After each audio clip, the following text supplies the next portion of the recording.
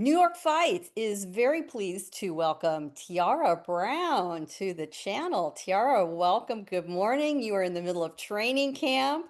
You're being run through the interviews and the last minute preparations because you have your first title defense coming up Saturday. How does it feel to hear Tiara Brown has her first title defense as WBC World Featherweight Champion this Saturday in Houston?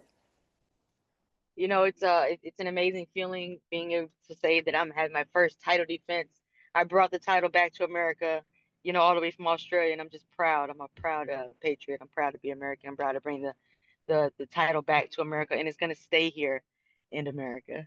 We're proud of you for that. You have a long career representing the United States as an amateur, two-time national champion in your division. Am I right about that? Did I shortchange you Yes. any? Well, your Okay, short change is just a tad bit, but that's fine. very good. And a accomplished professional, 19 fights, no losses, 11 knockouts.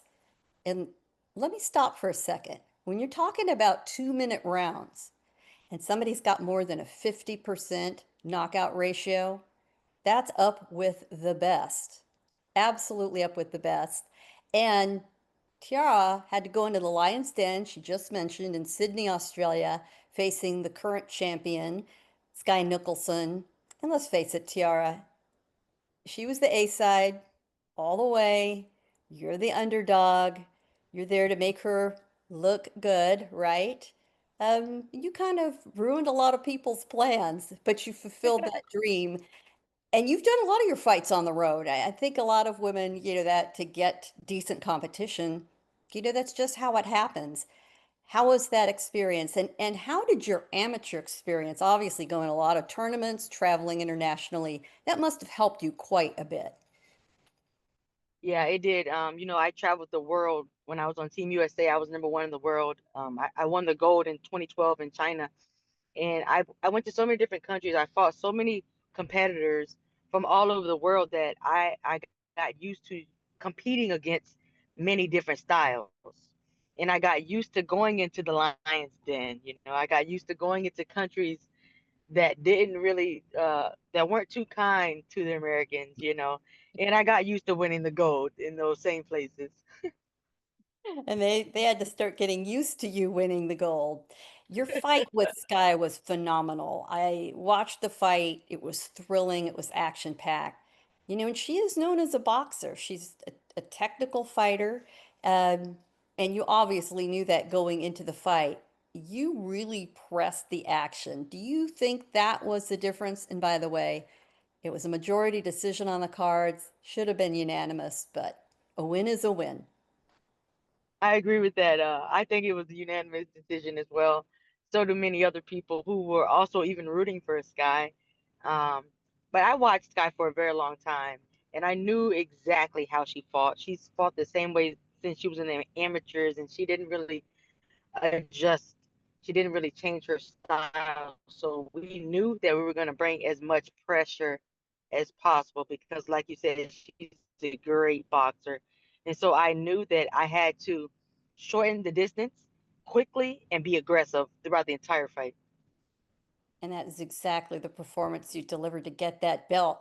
Now, I'm going to mention right here, you have a new YouTube channel, Tiara Brown Boxing. And for fans that want to know more than we have time for in this short conversation, I encourage you to go take a look because you've got camp reports up on your channel, which I enjoyed thoroughly. You are out there, you're, at Hillcrest Boxing. Tiara, no insult. That's no multi-million dollar facility. That is gritty Nope. as gyms get. It is real. Yep. And it's like that you are being put through it in training.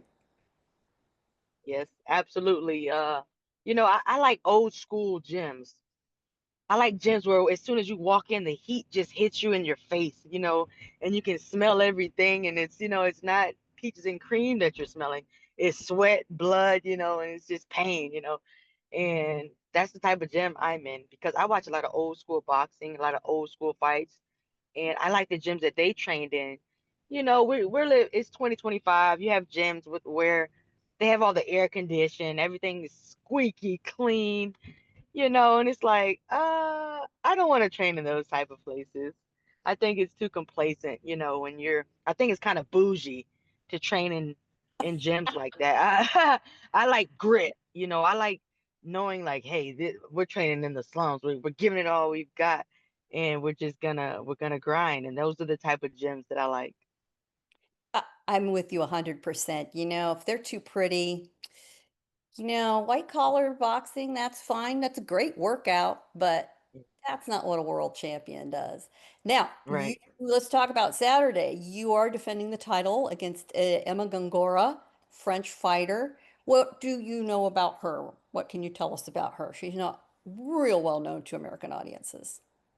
I know, I've watched all of her fights on YouTube. I know that she comes from a kickboxing background. She was a world champion kickboxer, so we know that she has a very strong base. And all the fights that I've seen her fight, she's very strong. She comes forward throwing 1-2-1-2s or 1-2-3s. She throws 2 to 3 punches. She doesn't throw one punch when she comes in, and she comes to fight. She doesn't come to run. She comes to establish herself, and I'm here for it. I've trained for her specifically. I'm not the type of fighter that looks over an opponent. No, I train for that opponent as if they're the best in the world. So to me, right now, Emma Gongora is the best opponent in the world for me, and I know she's gonna give me her best, and I'm gonna give her my best. It sounds like we're in for an entertaining fight on Saturday. It's overtime boxing, by the way. Women's boxing is finally having a moment. Women's sports are finally having a moment. And you've been in the sport a long time. Are you feeling it? Is it changing things for you as a woman professional athlete? This critical mass of interest in women's sports in general and boxing? Yes, I think it is. I think that women's sports in general are doing phenomenal things right now. Even with tennis, you have the U.S. Open. Everyone was so attracted to it. The WNBA. You have the women dunking and just doing amazing things, and it's bringing more views. And now you have, women's boxing. It's been on the rise, especially with the trilogy, Amanda Serrano, Katie Taylor, and then the all women's card that MVP hosted. Women's boxing is on the rise. Now you still have those men who feel that women should be cooking and cleaning in the house, but overall we have more supporters. We have more people fighting for women's rights and equality, and I'm here for it. And I'm here to stamp my name and say, hey, I'm here for the long run. I am here to put my name and become a part of history. I think there's a freshness to the approach in women's boxing. It's a little more pure, if I can use that adjective. I think that it is maybe a lot like the gym you're working on. It's no frills, it's real. It's not about the glamour, it's about the sport. I think that's true of a lot of women's sports, and the fans want to feel more purity out of their athletes, and they're finding it in women's boxing and women's basketball Absolutely. and women's tennis. Absolutely. Absolutely. And it's because we always have to prove ourselves, right? As women athletes, we always have to go above and beyond. We always have to give 120 because you're always going to have people who feel like, oh, no one wants to watch that. It's women who wants to watch girls do things like that. So we already know that we always have to give it all we've got plus a little bit more. There's no coasting in women's boxing. No, But no, you know because what, Tiara, once in a while there is a little bit of glam. Um, Again, let me mention your YouTube channel, which everybody should subscribe and watch, keep up with you. But you mentioned that you had your belt presented to you. You attended the WBC conference not that long ago, and you had your belt presented to you by no one other than Layla Ali. That must have been the most real moment, second only to hearing the three best words in boxing and the new. and the new. Yes. And I'm the only woman that she's ever presented the belt to. And it's just amazing because Oh. face is on the belt and she's presenting it to me, you know. And I've always been such a big fan of Layla. I actually buy her seasonings for my food because you know she's on the Right. Food Network. She has her Yes. seasonings. So for her to present me my belt, I was like, this is Christmas time. Fantastic. Let you go. Get back to it. Is, once you're a world champion, suddenly there's a lot more obligations, right? Like these interviews. But we've been delighted to talk to you. Congratulations. Boy, that was a well earned accomplishment. And I'm looking forward to seeing you on Saturday night. Overtime boxing in Houston. At least you're a little closer to home this way instead of halfway around the world. I hope some of your friends and family make it out there. Yes, I have a lot of supporters that are going to be there, and I'm so excited, so happy to give the fans the show that I'm going to give them on Saturday.